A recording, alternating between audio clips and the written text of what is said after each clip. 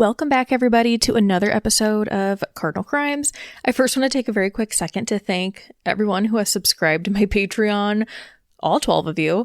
I also want to thank Julia Cowley from the Consult podcast. I saw a few months back she had recommended me to her patrons, which is such a huge honor. I love her podcast. If you haven't listened to the Consult, go do that. It's incredible, very educational. Now, with my Patreon, I post every response I get back on my records requests. In addition, I post real-time updates on what I'm currently researching, so go check it out. If there's something else you like to see on platforms like Patreon, let me know. It's definitely something new for me. But let's dive straight into this week's episode. The case we are going to be discussing today is the 1978 disappearance of Mary Shinn, who everyone called Bobo. It was a childhood nickname, so I'm just going to call her Bobo. Now, Bobo's disappearance has come up a few times in my research into Mike DeBardeleben and his suspected victims, so I wanted to take the time to share her story, as her case remains unsolved to this day. I can see why, too, this case is often connected to DeBardeleben.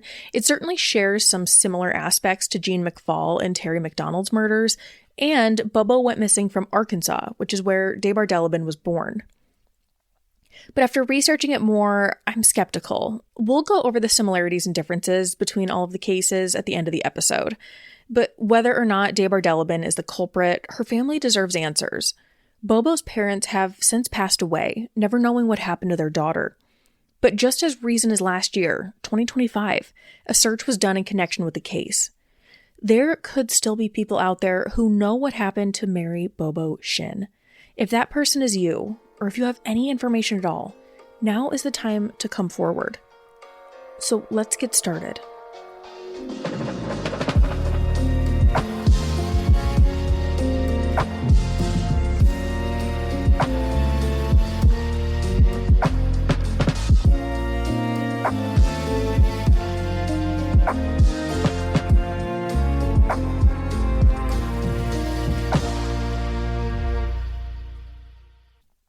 In the early days of Mary Bobo Shinn's disappearance, she was repeatedly referred to as a real estate agent.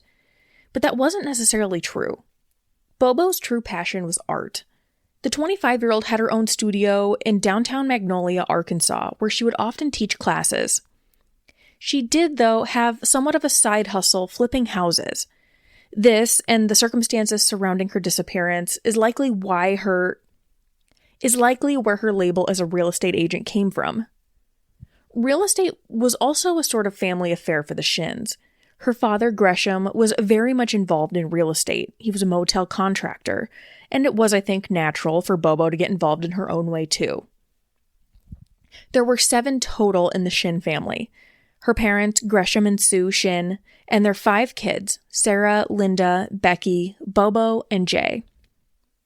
Bobo had an investment property in Magnolia, and it was one that she had flipped and was looking to sell. The home was a 2-bedroom, single-family home, barely over 800 square feet. Bobo put an ad in the Magnolia Banner News about the property and listed the Shinn home phone number to contact if a buyer was interested. The ad was first listed on Friday, July 14th, 1978. I tried to find this specific ad, but couldn't in my search of newspaper archives. However, according to the Trace Evidence podcast, which I will be referring to a lot in this episode, so I'll have it linked below, definitely go check that out. The ad read, "Beginner's Delight, 2-bedroom, completely remodeled, good location." It then listed the home's address and the Shinn phone number. Now, let's just dive right into the timeline of the day of Bobo's disappearance. There's a great write-up included in an article published on October 30th, 1984 in the Shreveport Journal. On Thursday, July 20th, 6 days after Bobo's ad appeared in the paper, Bobo and her mother, Sue, went on their routine morning walk around 6:30. After, Bobo left to teach an art class at her studio. Around 11:30 that morning, Bobo called a friend to cancel a lunch date the two had planned, because she said she had to pick up a client to show a house. Now, during this phone call, Bobo told her friend that the man had left his car at a local dealership to be repaired, and that she might go drive out to see a property on Taylor Highway. In this phone call, I believe she told the friend she planned to pick up the man at a local convenience store. Bobo told her friend that she would be at a swim party later that afternoon. The two friends ended the call, with Bobo's last words to her friend being, quote, "If I don't come back, send someone to look for me." In the Trace Evidence episode on this case, the phone call between the two is happening at Bobo's studio, and there's way more detail about it in this podcast episode than there was in the Shreveport Journal write-up. It includes more details about who called who first, and adds in that the client himself called Bobo at the studio around this time, and that at this same time, there was a clerk at an Easy Mart who saw an unidentified man using the payphone. And this was happening all at the same time, and they believe that this was the client. But the main highlights are that Bobo told her friend she'd see her later. She was showing a home to a guy and might go drive to see another house, and that the client had his vehicle in the shop, so she was picking him up. And obviously those ominous words of coming to find her if she didn't come back. Now, about 3 hours later, around 2:30 p.m., Sue Shinn and one of her daughters got home from visiting relatives in the area. When she got home, though, Bobo wasn't there. This was concerning to her. Sue is quoted as saying, "Bobo was usually home by that time, and she was the type that would always leave a note, even if she was going to be just a little late."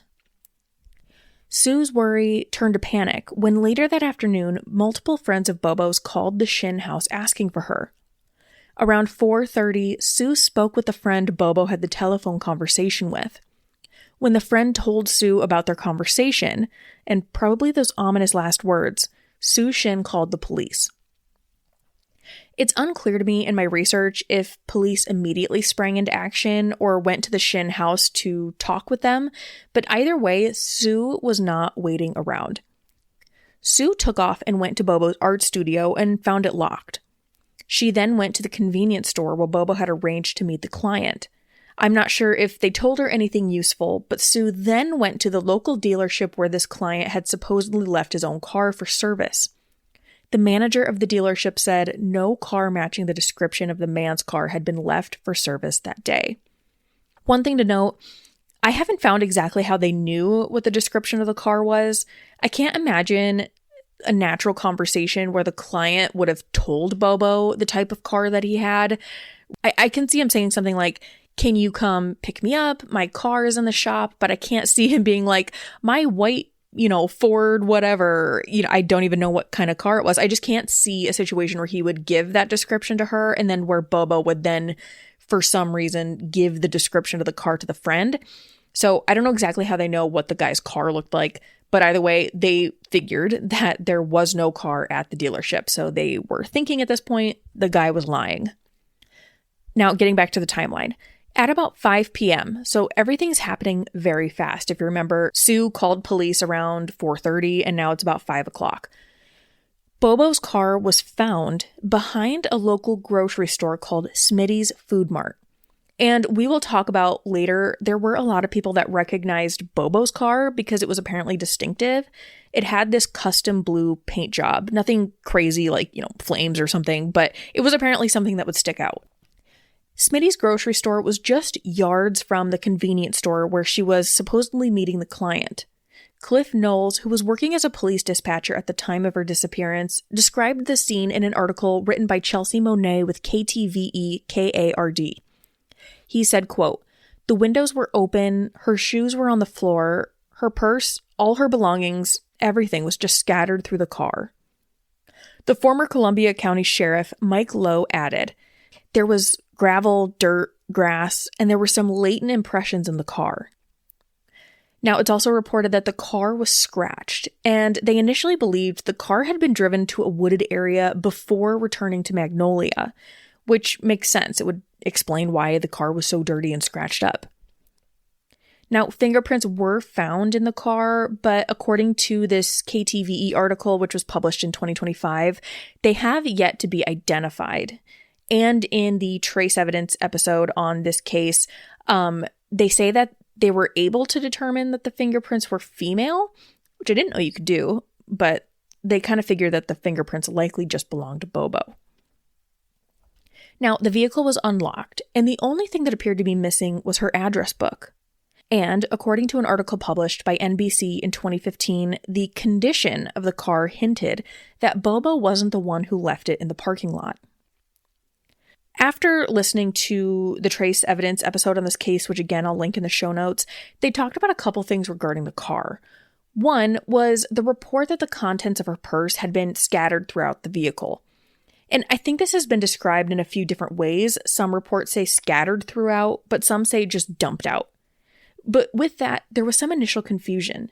It turns out it might have been a police officer who dumped the purse out when initially responding to the car, that they were looking for an ID or something. Apparently, though, it took a little while to figure that out, so some other responding officers thought the purse had been dumped out by someone else, not law enforcement. Second, there were her shoes left in the vehicle, and they were left on the driver's side.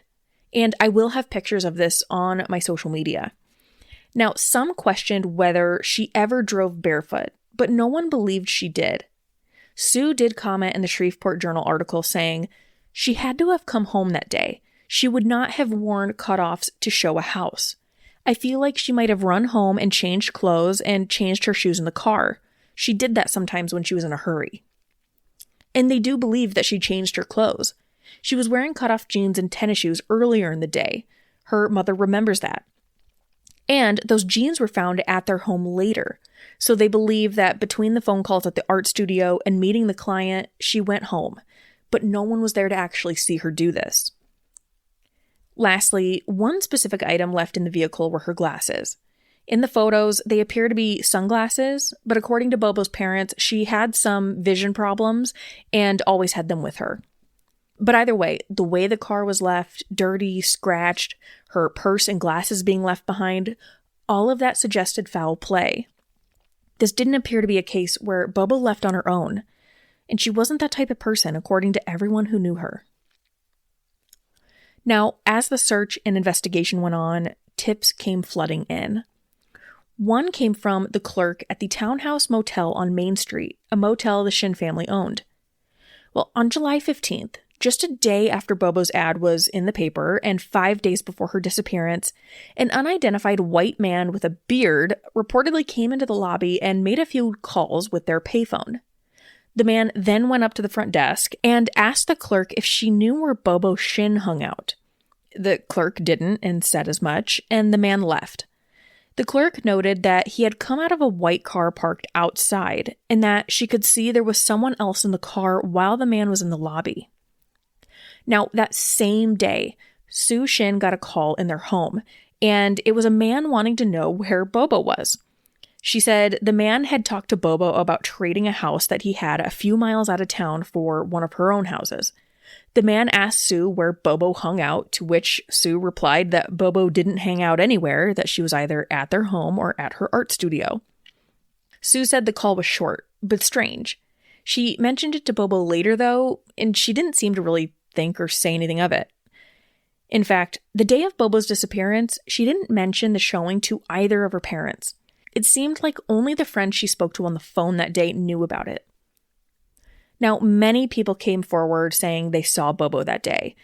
A witness saw Bobo coming to the Easy Mart, where they saw an unidentified man get in her car. Another witness reported seeing Bobo and an unidentified man arriving at the McNeil Street house. They saw them talk for a couple minutes outside and then go in. And then about 10 minutes later, they left and drove away. Around 12 p.m., a witness said he saw Bobo and an unknown man pulling out from a gas station on Main Street and then heading west. Bobo's vehicle is then seen stopped at a traffic light at the intersection of Main and Pine Streets. There was another man that came forward who was a farmer who said he saw a couple, quote, scuffling in a car that matched the description of Bobo's car in a rural area west of Magnolia. He said he didn't think anything of it until after he learned of Bobo going missing. In keeping with people not taking things seriously, a clerk at Smitty's grocery store said she saw two, quote, college kids force a young woman into a four-wheel drive vehicle behind the store on the day she disappeared. But this woman apparently thought it was just kids fooling around. Please, people, if you happen to see two men forcing someone into a car, please call someone. Now, the Shreveport Journal article also says that 2 weeks before Bobo disappeared, their family's two dogs died under mysterious circumstances. Sue said nothing was wrong with either of the dogs, but randomly, their Cocker Spaniel got sick and died, and exactly a week later, their German Shepherd died. Gresham Shinn, Bobo's father, thought the dogs might have been poisoned, but they didn't think to, have autopsies done on either of the dogs. And now, I don't know if he suspected poisoning before Bobo went missing, or if her going missing changed his view of the situation with the dogs. It certainly makes it seem very suspicious. Now, there are so many more aspects to this case and things you can dive into, and there were a lot of leads that came in. The Shinn family hired multiple private investigators. They chased leads out of state, but nothing came of it. And despite an incredible amount of reward money being raised by the Shinn family for information, the investigation and the reward money didn't result in finding her or finding out what happened or who took her. One article published in 1979 in the Shreveport Journal does say that one of the Shinn's private investigators, a man with the last name Deer, said he had a, quote, prime suspect in the case. Now, a prosecuting attorney at the time said he thinks he knows the suspect Deer was talking about, and it was apparently a man who committed suicide a few months after Bobo disappeared.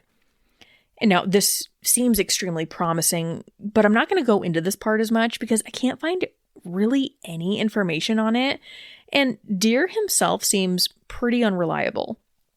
Check out the Trace Evidence podcast episode I'll have linked if you want to learn so much more about this case. But Deer seemed to be an interesting character, apparently being informed by psychics and making this grand show one time of tracking down one of the leads from a psychic, something about Bobo's body will be revealed in a graveyard. And he apparently brought media and a ton of people out to this graveyard and everything, and nothing was there. So just some weird stuff. And authorities didn't really seem to be too happy with him either, calling him secretive and that the guy didn't want to share any information. There were some, authorities who spoke well of him. But I mean, even in this article where he talks about this prime suspect, he's quoted as saying, "I have no comment on who the suspect is, where he is, or why we haven't brought him in. He only said the suspect is, quote, highly intelligent, and, quote, if we get to the point that we can release this, then everyone will understand what I mean by that." Now, the prosecuting attorney also said in this article, "I intend to see that Mr. Deer brings to my office any evidence that he has which may point to a crime being committed, and if he refuses, I'll exercise subpoena powers." So, I don't know, there was something going on there. To me, I get the vibes that Deer kind of liked the attention, maybe, of being a private investigator on this case. I don't know. But eventually, the case went cold.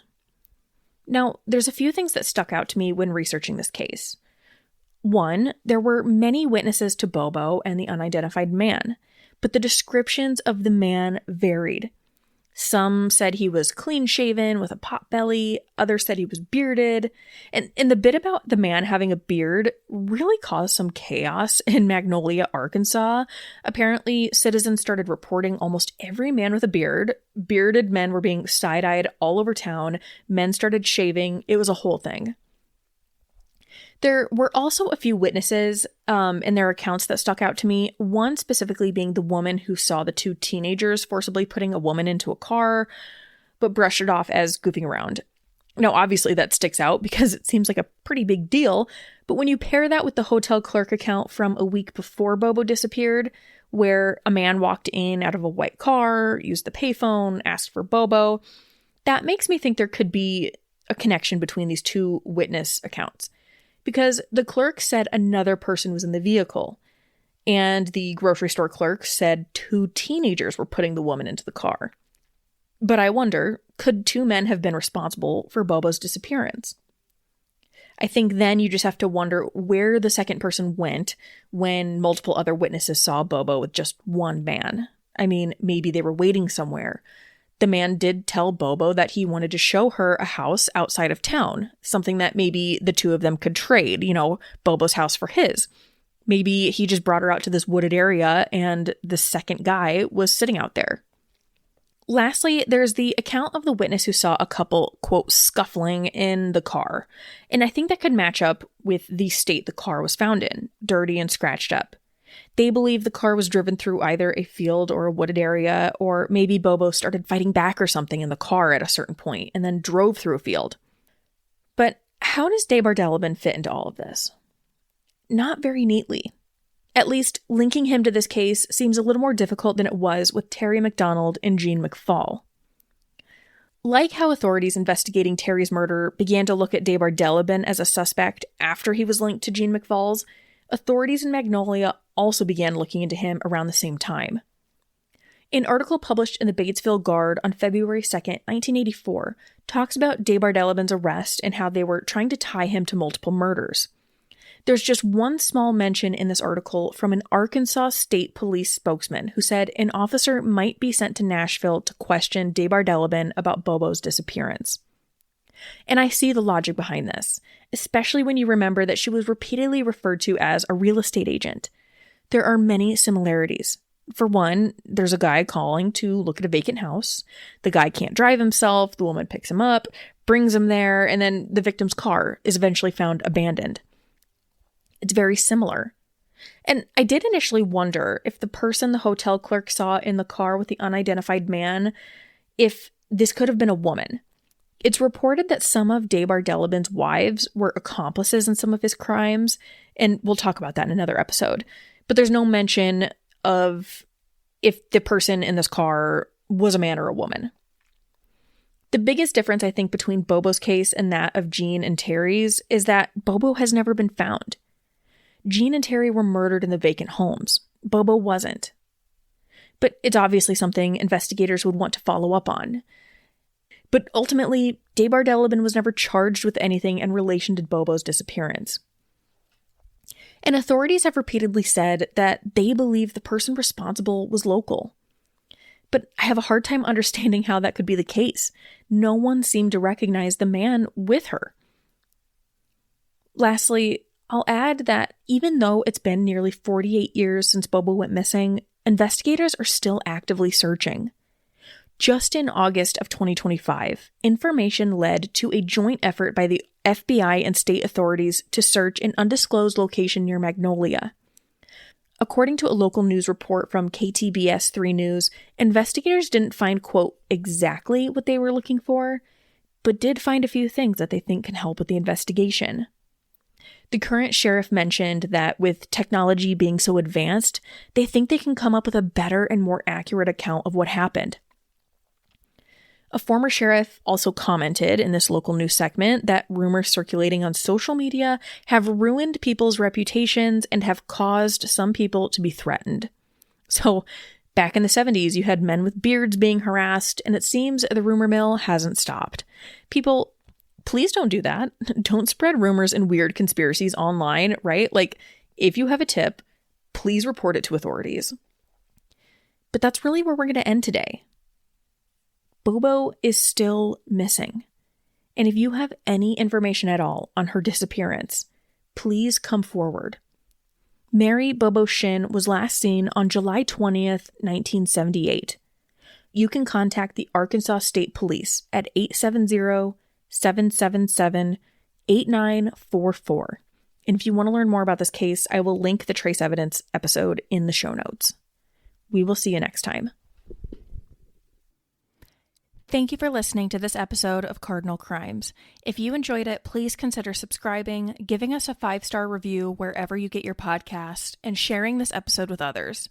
You can find us on TikTok, YouTube, and Instagram with the handle @CardinalCrimes, and you can send us any case suggestions, questions, or topics you would like covered there or to our email, cardinalcrimes@gmail.com.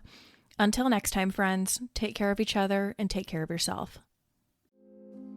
If you've ever thought about starting your own podcast, there's no better place to begin than with Buzzsprout. It's the platform I use, and it makes publishing, promoting, and tracking your episodes so easy, even if you're not tech savvy. Plus, they help you get listed in all the major directories like Apple Podcasts, Spotify, and more. And here's the best part. When you sign up for a paid Buzzsprout plan using my affiliate link, you'll get $20 off and you'll be supporting the show at the same time. Just head to the description of this episode to find the affiliate link. Now, let's get back to the episode.